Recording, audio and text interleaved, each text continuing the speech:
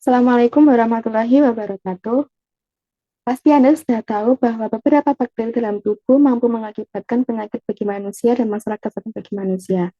Maka dari itu, kami dari kelompok A, mata kuliah Biomedik 2, dari kelas IKM 2A, jurusan Kesehatan Masyarakat, Fakultas Kesehatan Masyarakat, Universitas Erlangga, akan mempresentasikan hasil miniatur kami dengan topik yang kami angkat adalah Bacteria, Morphology, Habitat, and Pathogenesis and Disease Caused by Bacteria Relation to Human Health. Baik, sebelum kami melanjutkan presentasi kami, izinkan kami untuk memperkenalkan diri. Perkenalkan, nama saya Cantika Tania Karina dengan NIM 191221006. Perkenalkan, nama saya Safira Dwi Putri Rahayu dengan NIM 191221010. Saya Bintang Dwi Maharani dengan NIM 1912221011. Saya Wildia Syaki Oktavia dengan NIM 1912121026. Saya Gifta Azahra Awindra Supekti dengan NIM 191221144. Baik, dari topik yang sudah kami angkat, kami memilih bakteri Helicobacter pylori yang menyerang lambung dan dapat mengakibatkan kanker lambung. Dan kami telah menetapkan judul yakni The Effect Helicobacter pylori Bacteria on Gastric Disorders and Gastric Cancer. Baik, selanjutnya akan dilanjutkan oleh teman saya. Baik, sekarang kita akan masuk ke bagian introduction, yang dimana sekitar 30-50% orang sehat pasti memiliki bakteri Helicobacter pylori yang berkoloni di lapisan mukosa lambung mereka. Lalu Helicobacter pylori ini adalah salah satu penyebab infeksi yang paling umum di antara manusia, dengan penelitian yang menunjukkan bahwa tingginya frekuensi infeksi ini di seluruh dunia. Infeksi ini pada umumnya terjadi yaitu dengan sebagai dispepsia, penyakit tukak lambung, gastritis kronis, kanker lambung, dan gangguan ekstragastrik. Lalu Helicobacter pylori ini juga merupakan penyebab kanker lambung atau gastrik kanker yang menyebabkan masalah kesehatan masyarakat secara global. Selain itu, International Agency for Research on Cancer menduga bahwa Helicobacter pylori ini adalah karsinogen nomor 1, yang dimana hampir 800.000 manusia yang mengalami kanker lambung setiap tahunnya. Selain itu, perkembangan kanker lambung dimulai dari peradangan akut di lambung yang menjadi kronis, kemudian berkembang menjadi gastritis atrofi, yang dapat berkembang menjadi metaplasia usus dan displasia sebelum akhirnya menjadi kanker. Next.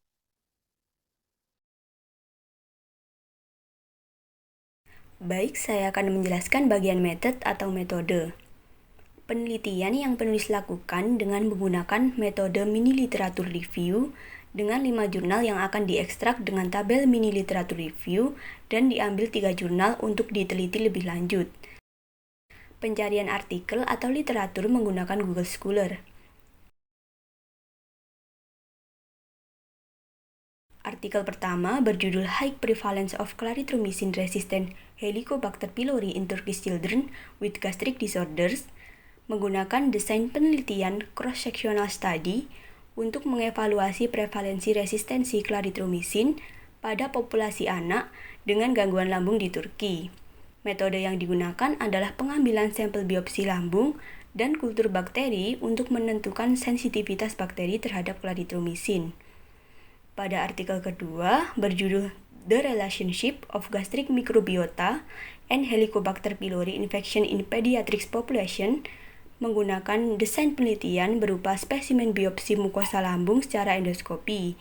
Kemudian, kelimpahan dan komposisi mikroba dianalisis dengan amplifikasi 16S ribosomal RNA dan prediksi fungsi mikroba dengan menggunakan perangkat lunak Picrus. Yang terakhir, atau pada artikel ketiga yang berjudul Genetic Polymorphism in the Chuck Pathogenicity Island of Helicobacter pylori and Risk of Stomach Cancer and High-Grade Prekmalinan Gastric Lesions, menggunakan metode analisis genetik untuk mengevaluasi polimorfisme genetik di pulau patogenesitas Chuck Helicobacter pylori dan risiko tinggi kanker lambung dan lesi prakanker.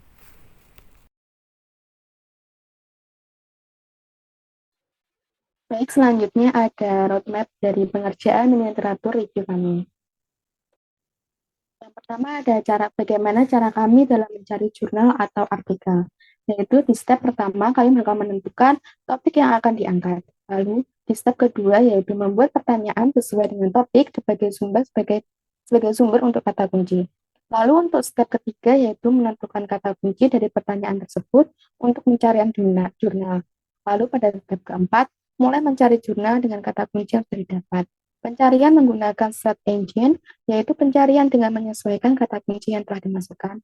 Lalu sumber artikel yang kami gunakan melalui Google Scholar.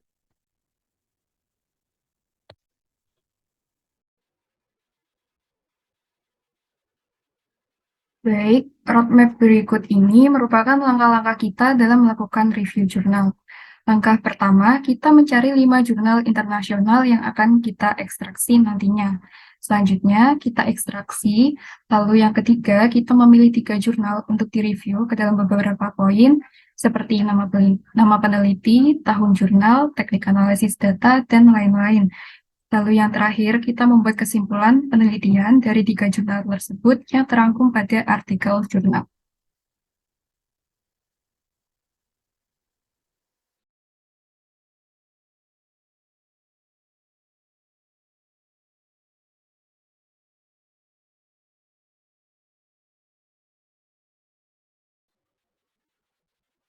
Nah, untuk jurnal yang pertama yaitu High Prevalence of Clarithromycin Resistant Helicobacter pylori in Turkish Children with Gastric Disorder.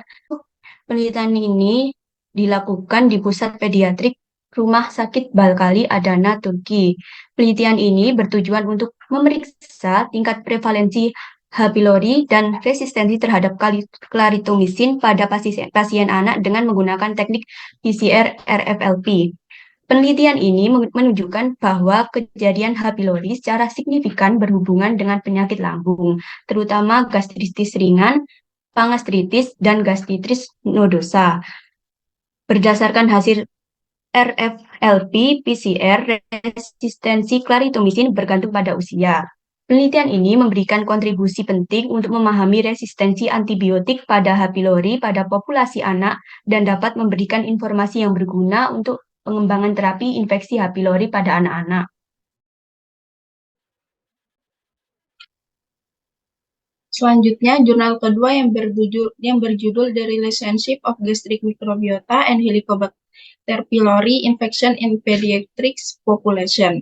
Jadi, jurnal ini menunjukkan bahwa Proteobacteria, Bacteroidetes, Firmicutes, Fusobacteria, dan Actinobacteria merupakan bakteri yang paling banyak terdapat pada mukosa lambung pada anak.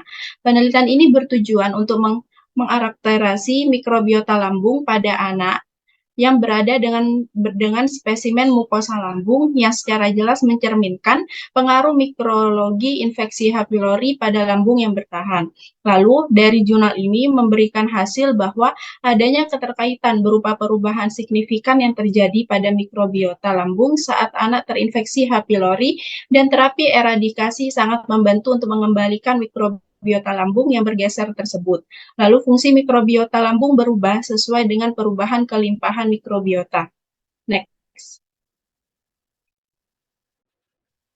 Baik, pada jurnal yang ketiga dengan judul Genetic Polymorphism in the Pathogenesis Baseline of Helicobacter pylori and Risk of Stomach Cancer and High-Grade Premalignant Gastric Lesion membahas tentang hubungan antara polimorfisme genetik pada cak PAI Helicobacter pylori dengan resiko kanker lambung.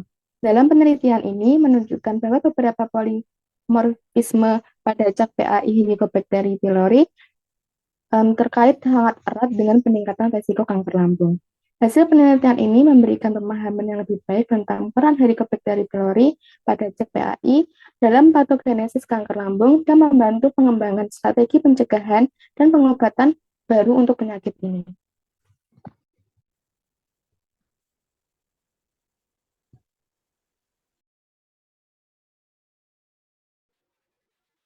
Selanjutnya, pada jurnal dengan judul Changing Prevalence of Helicobacter pylori Infection in Children and Adolescents, Penulis memaparkan penelitian mereka tentang perubahan tingkat infeksi H. pylori pada anak-anak dan orang dewasa di Korea, yaitu tepatnya pada daerah Gyeongbuk, Jeonju, Gyeongnam, dan beberapa negara maju lainnya.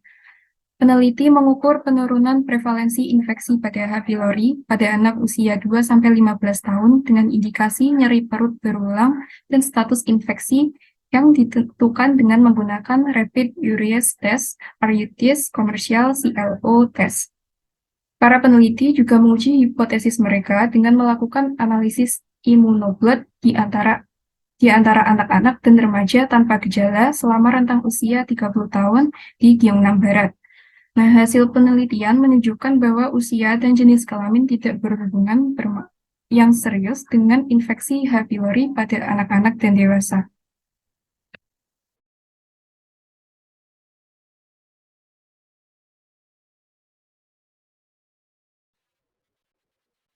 Baik, selanjutnya yaitu jurnal yang kelima yang berjudul Declining Prevalence of Helicobacter pylori Infection in Jordanian Children Report from Developing Country.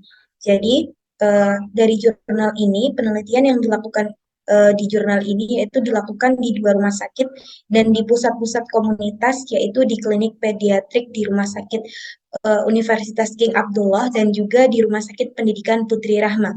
Dan juga di pusat-pusat komunitas yang merawat anak-anak yang sehat di Irbid, Yordania.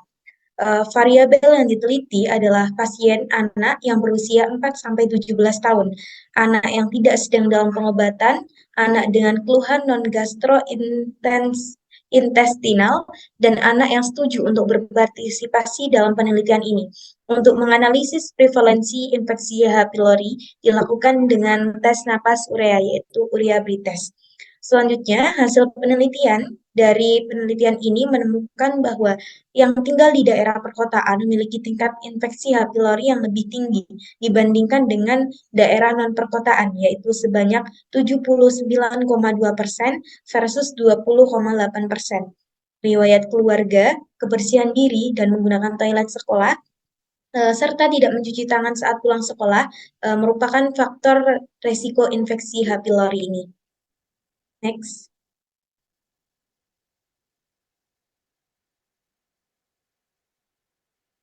Selanjutnya yaitu conclusion. Sebagai kesimpulan, penelitian ini menyoroti bahwa H. pylori adalah salah satu bakteri yang menyebabkan infeksi paling banyak terjadi pada manusia. Sebagian besar orang yang terinfeksi mengalami gejala yang minimal maupun yang tanpa gejala. Namun, infeksi ini dapat menyebabkan berbagai gangguan lambung. Kanker lambung khususnya yang telah menjadi masalah kesehatan masyarakat global yang utama, menyebabkan sejumlah besar kematian setiap tahunnya dan mempengaruhi jutaan orang di seluruh dunia. Oleh karena itu, penelitian ini bertujuan untuk meningkatkan pemahaman kita tentang dampak dari bakteri Helicobacter pylori terhadap gangguan lambung dan kanker lambung. Next. Baik, selanjutnya yaitu recommendation. Saran penelitian ini lebih lanjut mengenai dampak bakteri Helicobacter pylori terhadap gangguan lambung dan juga kanker lambung masih memerlukan peningkatan dalam metode pengumpulan datanya dengan melakukan wawancara kepada partisipan maupun ilmuwan untuk mengeksplorasi dampak-dampak lainnya. Para penulis memiliki harapan besar bahwa penelitian selanjutnya dapat memperluas cakrawala untuk mengeksplorasi efek dari bakteri Helicobacter pylori ini terhadap penyakit lambung dan juga kanker lambung. Terima kasih. Baik, berikut adalah referensi yang telah kami gunakan. Baik, mungkin itu saja yang dapat kami sampaikan dalam presentasi ini. Semoga bermanfaat bagi kita semua. Apabila ada kurangnya, kami mohon maaf. Sekian dari kami. Wassalamualaikum warahmatullahi wabarakatuh.